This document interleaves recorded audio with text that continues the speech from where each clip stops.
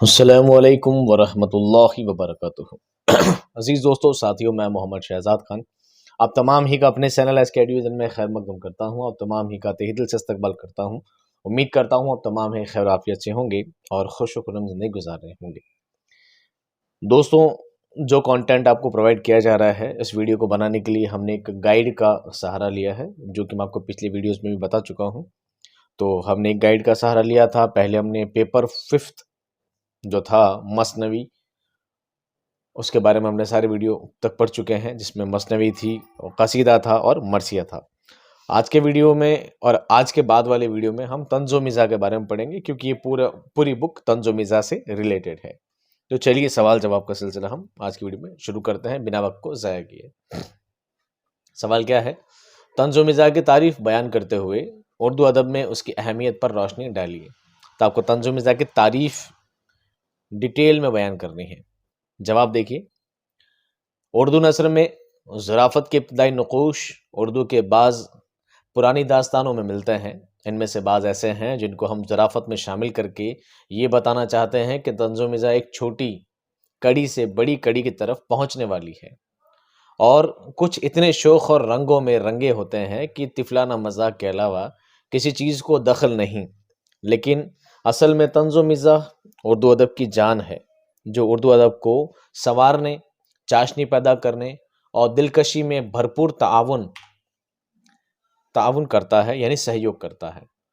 طنز و مزاح جس کی حیت تو اصل کے مطابق ہو، لیکن بات کو بڑا چڑھا کر گھٹا کر کسی بھی طرح الفاظ کی تبدیلی سے ہنسی پیدا کرنے کی صورت پیدا کرنا ہی طنز و مزاح ہے۔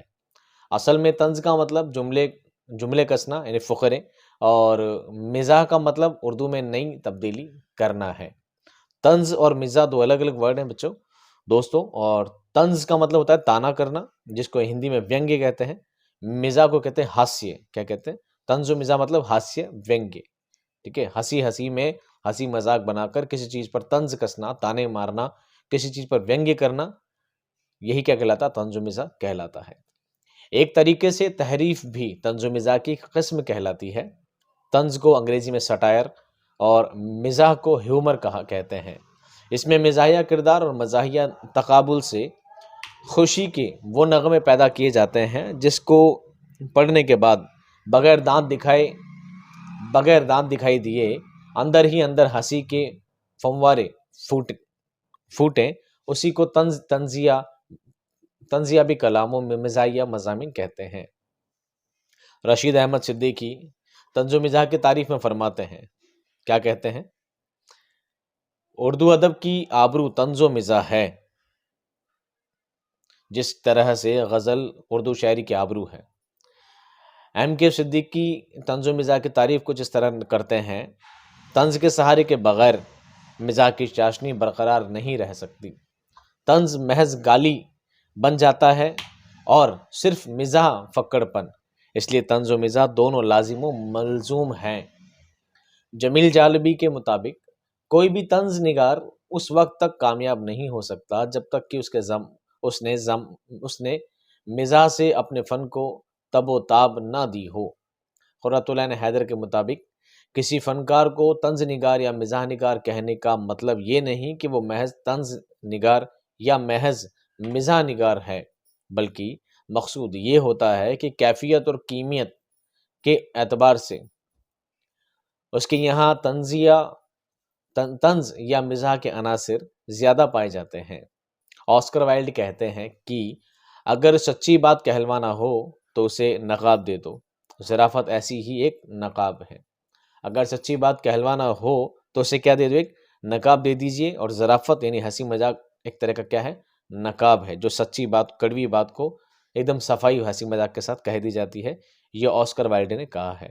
آسکر وائلڈ انگریزی کے بہت بڑے تنقید نگار ہیں، طنز و مزاح نگار ہیں، اور آسکر وائلڈ کی جو اسپیلنگ ہے یہ آتھینٹک ہے۔ اگر آپ کو دوسری کتابوں میں کچھ ادھر ادھر کی اسپیلنگس مل سکتی ہے، آپ ان کو درست کر سکتے ہیں۔ OSCARWILDE، آسکر وائلڈ، یہ ان کی اصل کیا ہے؟ اسپیلنگ ہے۔ مذکورہ بالا تعریفوں سے واضح ہو جاتا ہے کہ طنز کے لیے مزاح اور مزاح کے لیے طنز نہایت ضروری ہے، دونوں ایک دوسرے کے بغیر ممکن نہیں۔ مزاح کے ساتھ ساتھ طنز کا تعلق بھی بہت گہرا ہے۔ دونوں کو الگ الگ کر کے دیکھنا بہت مشکل کام ہے۔ دونوں کا ساتھ اس طرح ہے جسے روایتی انداز میں چولی دامن کا ساتھ کہا جا سکتا ہے۔ پروفیسر احتشام حسین نے طنز و مزاح کے متعلق بڑے پتے کی بات کہی ہے۔ اگر مزاح سے طنز کو خارج کر دیا جائے تو حاصل صفر بچے گا۔ حاصل کیا بچے گا؟ صفر سے 0 بچے گا، شونیہ۔ طنز کے بغیر مزاح کا تصور بھی نہیں کیا جا سکتا۔ بالکل اسی طرح طنز مزاحیہ کیفیت کے بغیر ادھورا ہوگا۔ طنز و مزاح کے فرق کے بارے میں انگریزی کے مشہور نقاد رونالڈ ناکس کا کہنا ہے کہ مزاح نگار خرگوش کے ساتھ بھاگتا ہے لیکن طنز نگار کتوں کے ساتھ شکار کھیلتا ہے۔ اس کا مطلب یہ ہے کہ مزاح نگار معاشرے کی ناہمواریوں اور کوتاہیوں سے لطف اندوز ہوتا ہے، مگر طنز نگار معاشرے کی انہی کمیوں سے نفرت کرتا ہے اور اپنے طنز کا نشانہ بناتا ہے۔ ڈاکٹر وزیر آغا نے طنز و مزاح کے فرق کی وضاحت کے لیے خوبصورت جملہ بذات خود گڑھا ہے: قبل از طعام طنز بد از طعام مزاح۔ فارسی کا لفظ ہے۔ اس کی وضاحت اس طرح کی جا سکتی ہے کہ جب پوری سوسائٹی کسی بھی طرح کی بھوک کی شکار ہو، وہ بھوک چاہے ذہن کی ہو یا پیٹ کی، تو انسان کے مزاح میں برہمی اور چڑچڑاپن پیدا ہو جاتا ہے، اور یہی چڑچڑاپن طنز کی بنیاد بنتا ہے۔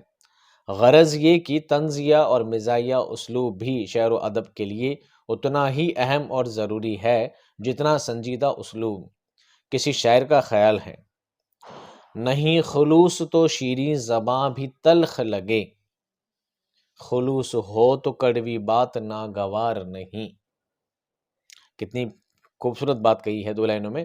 نہیں خلوص تو شیریں زباں بھی تلخ لگے، اگر خلوص نہیں ہے تو شیریں زبان بھی، میٹھی زبان بھی کیسی لگتی ہے؟ تلخ، یعنی کڑوی لگتی ہے، اور خلوص ہو تو کڑوی بات بھی ناگوار نہیں، کڑوی بات بھی آرام سے ہضم ہو جاتی ہے۔ خلاصہ کلام کیا ہے؟ دیکھیے، حقیقت یہ ہے کہ طنز و مزاح ایک سکے کے 2 رخ ہیں۔ جہاں طنز ملے گا وہاں مزاح پیدا ہونا لازمی ہے۔ طنز ایک طریقے سے ذہنی الجھن کو کم کر کے دماغی طاقت کو خوشی میں تبدیل کرنے میں اپنی مثال آپ رکھتا ہے۔ انداز تحریر میں شوخی کا ملنا ہی طنز کو صاف اور مزاح میں چاشنی کا محل پیدا کر دیتی ہے۔ لہٰذا طنز و مزاح کی اہمیت شعر و ادب میں قائم و دائم رہے گی، اس لیے کہ سماج کو آئینہ دکھانے کا کام کوئی دوسری صنف ادب نہیں کر سکتی۔ ہماری رائے میں جب تک ادب تخلیق کیا جاتا رہے گا، طنز و مزاح کی اہمیت اور افادیت مسلم رہے گی، یعنی قائم رہے گی۔ یہ تھا طنز و مزاح کا کیا تھا؟ تعریف، اس کی انٹروڈکشن۔ اگلے ویڈیو میں ہم طنز و مزاح کا تفصیلی جائزہ لیں گے۔ تب تک کوئی بھی کیوری ہو، کوئی سوال ہو تو آپ کمنٹ باکس میں ضرور لکھیے گا۔ میں ملتا ہوں نیکسٹ کلاس میں، ایک شاندار کلاس میں زبردست ایکسپلینیشن کے ساتھ۔